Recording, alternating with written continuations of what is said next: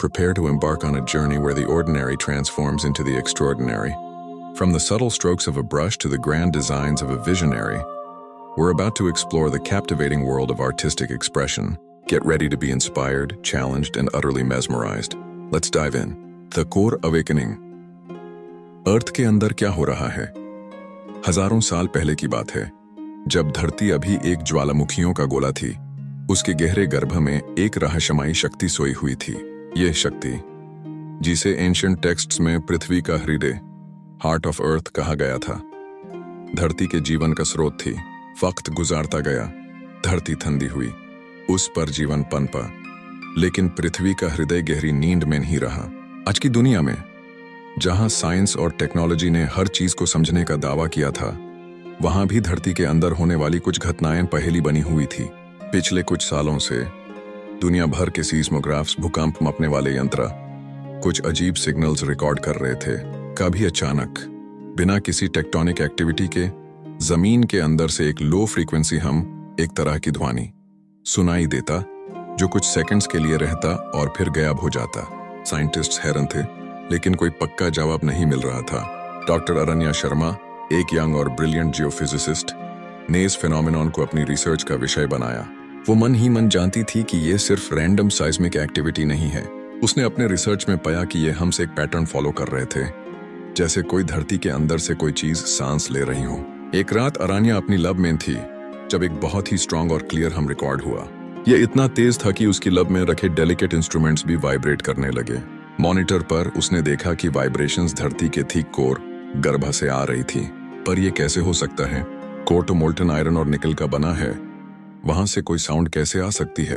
अगली सुबह दुनिया भर में अजीब घटनाएं होने लगी। कुछ जगहों पर अचानक गर्म पानी के झरने फूट पड़े। कुछ जगहों पर पेड़ पौधे और फूल जो सालों से मुरझाए हुए थे, फिर से खिलने लगे। उनमें एक अलग ही चमक थी। और सबसे अजीब, कुछ लोगों को एक एनर्जी फील्ड महसूस होने लगी थी, जैसे उन्हें धरती से जुड़ा हुआ महसूस हो रहा हो। डॉक्टर अरण्या को लगा कि पृथ्वी का हृदय जाग रहा है।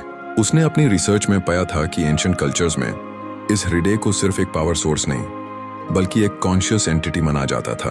अगर वो सही थी, तो धरती का कोर जाग रहा था और उसकी एनर्जी धरती की ऊपरी सतह तक पहुंच रही थी। लेकिन यह जागना अच्छा था या बुरा, किसी को नहीं पता था।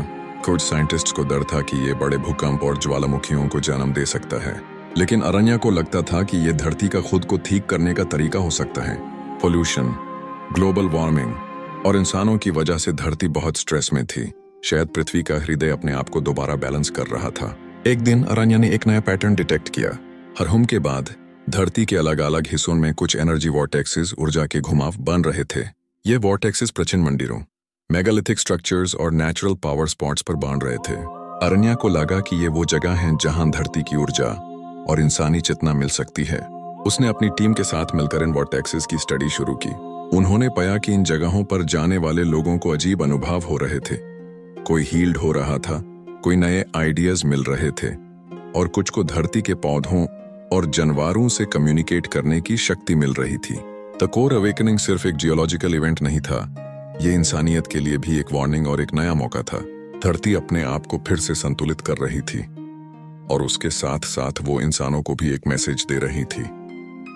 जगो, अपनी धरती की इज्जत करो, उसे जुड़ो, क्योंकि तुम्हारा जीवन मुझसे जुदा हुआ है। अब अरण्या का मिशन सिर्फ रिसर्च करना नहीं था, बल्कि दुनिया को पृथ्वी के हृदय के बारे में बताना था। उसने एक इंटरनेशनल कॉन्फ्रेंस ऑर्गेनाइज की, जहां उसने अपने सबूत और थ्योरीज पेश किए। दुनिया भर के लीडर्स और साइंटिस्ट्स उसकी बातों को सुनकर हैरान थे। क्या इंसान धरती के इस नए जागरण को समझ पाएगा? क्या वो धरती के इस संदेश को सुनकर अपने तरीके बदल पाएगा? द कोर अवेकनिंग सिर्फ एक शुरुआत थी, एक नए युग की, जहां इंसान और धरती का रिश्ता फिर से डिफाइन होने वाला था।